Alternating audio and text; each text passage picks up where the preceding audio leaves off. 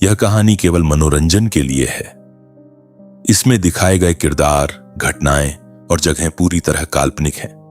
अगर कहानी पसंद आए तो आगे भी ऐसी कहानियां पढ़ने के लिए जुड़े रहिए, क्योंकि हर कहानी एक नया सच, एक नया झटका लेकर आती है। अधेड़ उम्र में भाभी की नई शुरुआत। कुछ राज ऐसे होते हैं जो दब जाते हैं, मिट्टी में, चुप्पी में, रिश्तों की आड़ में। लेकिन जब वो राज बाहर आते हैं तो सिर्फ जिंदगी नहीं, पूरा घर उलट जाता है। ये कहानी एक ऐसी औरत की है जिसने नई शुरुआत चाही थी। उसे नहीं पता था कि उस शुरुआत का रास्ता एक अंधे कुएं से होकर जाता है। राजगढ़ एक छोटा सा कस्बा है, उत्तर प्रदेश के उस हिस्से में जहां लोग अभी भी लालटेन की रोशनी में रात गुजारते हैं, जहां हर गली में 3 काम होते हैं: गॉसिप, शादी और झगड़ा। उसी कस्बे की पुरानी हवेली नुमा कोठी में रहती थी सुमित्रा भाभी। उम्र कोई 42 से 43 साल। बाल थोड़े सफेद होने लगे थे, लेकिन आंखों में अभी भी वो चमक थी जो अंधेरे में भी दिखती है।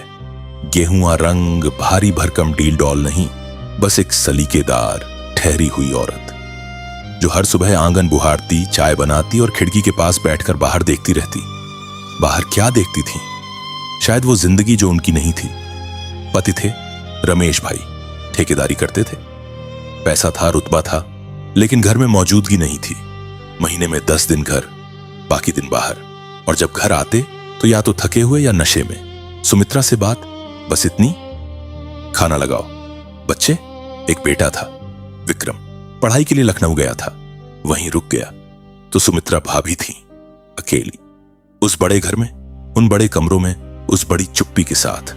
और फिर एक दिन उस घर में एक नई आवाज आई। रमेश भाई के दूर के भतीजे का लड़का आकाश, 28 साल का, शहर से आया था, नौकरी ढूंढ रहा था। रमेश भाई ने कहा, कुछ दिन यहीं रह, देखते हैं। आकाश आ गया, लंबा, गोरा, थोड़ी दाढ़ी। वो किस्म का लड़का जो किसी भी कमरे में आए तो नजर खींचती है। बातें करता था तो हंसाता था, काम करता था तो मेहनत दिखती थी। सुमित्रा भाभी ने पहले उसे बेटे जैसा ही देखा, लेकिन आकाश की नजर कुछ और। पहला हफ्ता ठीक था। आकाश सुबह उठता, नाश्ता करता, बाहर निकल जाता, शाम को आता, खाना खाता, सो जाता।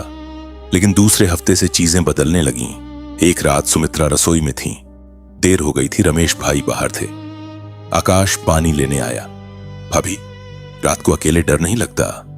सुमित्रा ने मुस्कुराकर कहा। डर किससे? इस घर में तो बस मैं और दीवारें हैं। आकाश ने धीरे से कहा, अब मैं भी हूं। बात छोटी थी, लेकिन उस रात सुमित्रा को नींद देर से आई। धीरे धीरे आकाश ने अपनी जगह बनानी शुरू की। कभी बाजार से कुछ लाना, कभी घर का कोई काम कर देना, कभी बस पास बैठकर बात करना। सुमित्रा को अच्छा लगने लगा, बुरा नहीं, बस अच्छा। वो अकेलापन जो सालों से सीने में दबा था थोड़ा हल्का होने लगा। लेकिन आकाश सिर्फ दिल नहीं भर रहा था, वो आंखें भी खोल रहा था। एक दिन उसने कहा, भाभी, रमेश भाई के बारे में कुछ जानना चाहते हो? सुमित्रा रुकी। क्या मतलब? आकाश ने फोन निकाला, एक फोटो दिखाई। रमेश भाई किसी औरत के साथ, होटल की लॉबी में। सुमित्रा के हाथ कांपे। ये कौन है? शहर में रखी है 2 साल से, मैंने खुद देखा है। सुमित्रा वहीं बैठ गई, आंखें बंद की और फिर धीरे से बोली, मुझे पहले से पता था। आकाश ने नजदीक आकर कहा, तो अब क्या करोगी? बस यूं ही घुटती रहोगी? वो पल था जब आकाश ने पहली बार उनका हाथ थामा और सुमित्रा ने हटाया नहीं। वो रात बहुत लंबी थी। उस रात सुमित्रा ने पहली बार महसूस किया कि शायद उनकी जिंदगी अभी खत्म नहीं हुई। शायद अभी कुछ बचा है, लेकिन जो बचा था वो उनकी जिंदगी नहीं, एक जाल था। आकाश ने अगले दिन एक प्रस्ताव रखा, भाभी, रमेश भाई के नाम पर जो जमीन है गांव में, वो तुम्हारे नाम पर हो सकती है। बस एक काम करना होगा। कौन सा काम? उनके पेपर्स साइन करवाने होंगे और इसके लिए उन्हें यहां बुलाना होगा। सुमित्रा ने पूछा। और फिर? आकाश ने सिर्फ मुस्कुराया, जवाब नहीं दिया। उस मुस्कान में कुछ था जो सुमित्रा को उस वक्त समझ नहीं आया, बाद में आया, बहुत देर बाद। उन्होंने रमेश भाई को फोन किया, घर आओ, जरूरी बात है। रमेश भाई 3 दिन बाद रात के करीब 9 बजे थे। रमेश भाई घर आए, थके हुए, थोड़े सस्पिशियस भी। सुमित्रा ने खाना परोसा, आकाश भी था, बिल्कुल नॉर्मल, जैसे कुछ हो ही नहीं रहा। खाना खाते वक्त रमेश भाई ने पूछा, क्या बात करनी थी? सुमित्रा ने कहा, बाद में। खाने के बाद आकाश ने चाय बनाई। रमेश भाई ने चाय पी और 15 मिनट बाद वो कुर्सी पर ही झुक गए। सुमित्रा चौंकी। ये क्या हुआ? आकाश ने शांत आवाज में कहा, कुछ नहीं, बस नींद आ गई, थोड़ी देर में उठेंगे। तुमने चाय में कुछ, बस नींद की दवा, घबराओ मत। सुमित्रा का दिल धक से रुका। आकाश, ये क्या कर रहे हो? वो काम जो तुमने करने दिया। और तब आकाश ने एक फोल्डर निकाला, जमीन के पेपर्स, और रमेश भाई के बेहोश हाथ पर स्टैंप लगाने लगा। सुमित्रा खड़ी रही, पत्थर की तरह, ना रोकी ना चिल्लाई। शायद इसलिए कि उन्हें पता था अगर वो रोकती तो आकाश उन्हें भी नहीं छोड़ता, और शायद इसलिए भी कि उस एक पल में उन्होंने सोचा, मैं भी तो बरसों से लुटती रही हूं। पेपर साइन हो गए, लेकिन यहां कहानी खत्म नहीं हुई। जब रमेश भाई 2 घंटे बाद उठे तो उनकी हालत ठीक नहीं थी। दवा ज्यादा थी या उनकी तबीयत कमजोर, पता नहीं। वो बोल नहीं पा रहे थे, हाथ पांव कांप रहे थे। आकाश ने सुमित्रा की तरफ देखा। सुमित्रा ने कहा, हॉस्पिटल ले चलते हैं? नहीं। आकाश की आवाज बदल गई, अगर हॉस्पिटल गए तो सब पता चल जाएगा, पेपर्स, दवा, सब। तो क्या करें? रुको। उस रात रमेश भाई उस कुर्सी पर ही रहे। सुबह 4 बजे उनकी सांस रुक गई।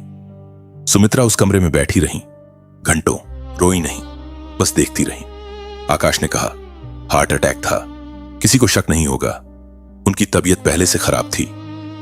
और अगर हुआ शक तो तुम भी उतनी ही गिल्टी हो जितना मैं।